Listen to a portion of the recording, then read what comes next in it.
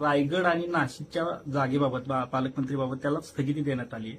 खरं तर तुम्ही त्या ठिकाणी आपण म्हणजे उमेदवार आपलेच इच्छुक होते याबाबत चर्चा होती. कोगावले असतील होईल, त्याच्यावर मार्ग निघेल. आता काही काळजी करू नका. बघा, तुम्हाला सगळ्या जेवढ्या चिंता आहेत त्याच्याविषयी तुमच्या चिंता प्रश्न आपाप सुटतायत की नाही. काल तुमच्याकडे अडचण होती या दोन ह्याच्यावर, तर त्याच्यामध्ये आणखी आज तुम्हीच म्हणताना स्थगिती दिली, त्यामुळे त्याच्यावर निर्णय होईल. तुम्ही गावी आले का प्रश्न सुटतात असं म्हणायचं तुम्ही. गावी मला इथे बघा एवढा लाखो लोकांना, शेवटी बघा माझी जबाबदारी काय, माझा एकच उद्देश आहे, या भागाचा कायापालट करणे, संपूर्ण विकास करणे. महाराष्ट्रामध्ये तर अनेक अशी जे पर्यटनाला चालना देणारी, वाव देणारी ठिकाणं आहेत, त्यांना तर डेव्हलप करणारच.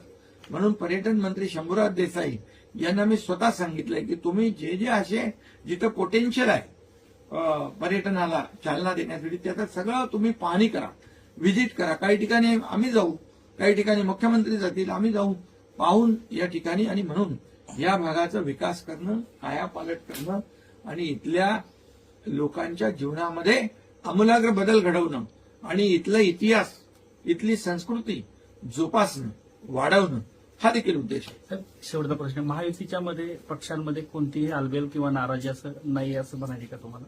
कारण आता जे काही नाराजी तुम्हाला काही असं, तुम्हाला का प्रश्न पडतो? तुम्हाला प्रश्न जेव्हापासून निवडणूक झाल्यापासून, तुम्हाला तिकीट वाटपापासून पण सगळे प्रश्न सुटत गेले आहे की नाही. मंत्रिमंडळापासून ते सुटले, आता पालकमंत्रीपासून ते सुटले नाही. गोगावलेंची नाराजी त्यातनं स्पष्ट त्यांनी मुलाखतीमधून बोलली. शेवटी काय अपेक्षा करणं वावगं काय? शेवटी त्यांनी अनेक वर्ष रायगडमध्ये काम केलंय.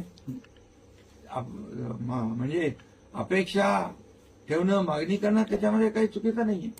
त्यामुळे महायुती जी आहे, मी आहे, आमचे मुख्यमंत्री आहेत आणि दुसरे आमचे उपमुख्यमंत्री, आम्ही बसून त्याचा मार्ग काढू.